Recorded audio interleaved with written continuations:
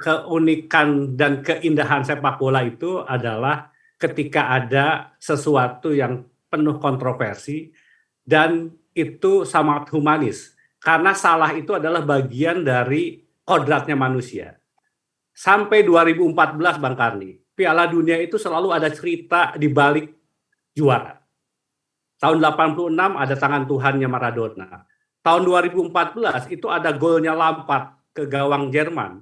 Memantul setelah melewati garis gawang, tetapi karena cepat ditangkap bolanya oleh Neuer dan kemudian dilempar ke depan, itu gol itu tidak dianggap sah. Dan akhirnya Inggris kalah 4-1. Semua itu menjadi cerita yang tidak pernah ada habisnya. Itulah keindahan sepak bola. Karena itu sejak 2018 ketika ada VAR diterapkan dan sekarang tadi sampaikan oleh Uceng jauh lebih canggih, itu sebetulnya menjadi steril.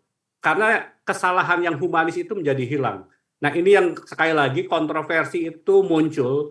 Dulu orang menginginkan ada kontroversi karena itu akan menjadi cerita yang tidak pernah ada habisnya.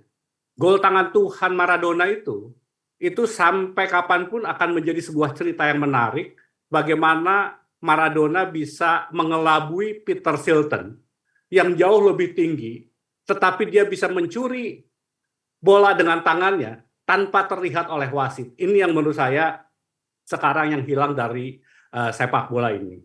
Yang kedua adalah tadi Mbak Yeni mengatakan sepak bola itu mengapa kemudian kiblatnya menjadi Eropa. Karena memang sepak bola harus menjadi industri. Semua uang dunia, itu yang namanya konglomerat Amerika, orang kaya dari Timur Tengah, semua taruh uangnya itu adalah di Liga Eropa. Kemarin Raja Arab Muhammad bin Salman beli Newcastle. Kemudian rajanya dari Uni Emirat Arab beli Manchester City. Ini yang kemudian industrinya tumbuh.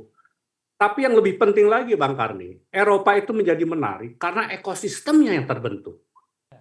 Orang yang namanya pencinta Manchester United itu sampai kapanpun tidak pernah mau pakai kaos timnya City.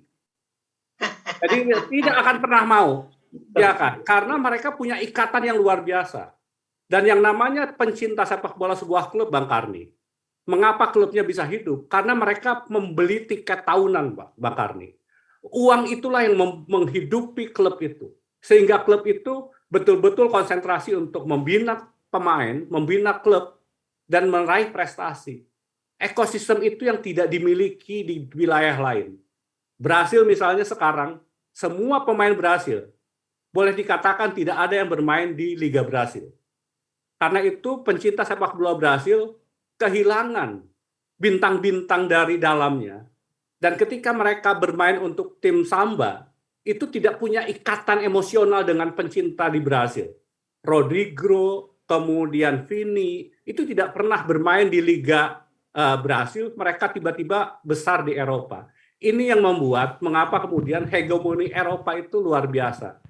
Nah, ini yang coba ditabrak oleh teman-teman dari Afrika, supaya lebih adil. Bayangkan 13 tim dari 32 tim yang tampil di Piala Dunia, itu dari Eropa. Kalau 13, itu kan hampir 1/3. Peluang untuk jadi juara Eropa 30%. Ini yang kemudian mengapa sepak bola akhirnya dikuasai oleh Eropa dan Amerika Latin. Nah yang terakhir Bang Karni, apapun ternyata sehebat apapun pemain sepak bola, mereka butuh kebersamaan. Sepak bola itu tidak ditentukan oleh individu. Boleh ada Maradona yang hebat, tetapi Maradona bisa sukses karena ditopang 10 pemain yang lain. Portugal punya Ronaldo, Ronaldo bisa menjadi star karena dia punya 10 pemain yang lain. Mbappe begitu luar biasa, tetapi dia akan menjadi hebat kalau ditopang oleh 10 yang lain. Nah, kebersamaan itu yang di Piala Dunia kali ini tidak mereka dapatkan Bang Karni. Biasanya Piala Dunia sebelumnya itu kompetisi berakhir pada bulan Mei, mereka punya waktu 1 bulan untuk bersama, berlatih bersama, dan ketika tampil di Piala Dunia, mereka tampil dengan kebersamaan yang lebih utuh. Sekarang mereka hanya punya waktu 1 minggu. Yang kedua di Qatar ini, semua stadion, semua hotel ada di Doha. Sementara stadion adanya jaraknya bisa sampai 55 kilo. Kita lihat menjelang pertandingan, pemain itu harus menggunakan bis dari Doha menuju stadion tempat pertandingan. Itu melelahkan sekali untuk pemain. Karena itu siapa yang lebih unggul? Mereka yang lebih unggul, mereka yang jauh lebih muda dan mempunyai fisik yang lebih kuat. Mengapa kemudian Inggris lebih berpeluang untuk bisa lolos ke final? Karena semua pemainnya muda. Mengapa Brasil diunggulkan? Karena pemainnya relatif lebih muda. Yang dibutuhkan untuk Piala Dunia kali ini adalah mereka mempunyai fisik yang jauh lebih kuat karena memang bermain di udara yang sangat panas. Tetapi sekali lagi tentunya kita berharap Piala Dunia itu selama ini hanya Brasil yang mampu 2 kali juara berturut-turut. Mengapa Mbak Yeni mendukung Prancis untuk menjadi juara dunia? Karena kalau Prancis bisa melakukan itu, maka Prancis akan menjadi negara kedua setelah Brasil yang juara 2 kali berturut-turut, dan Mbappe akan menjadi pemain kedua setelah Pele yang memenangi 2 kali Piala Dunia secara berturut-turut.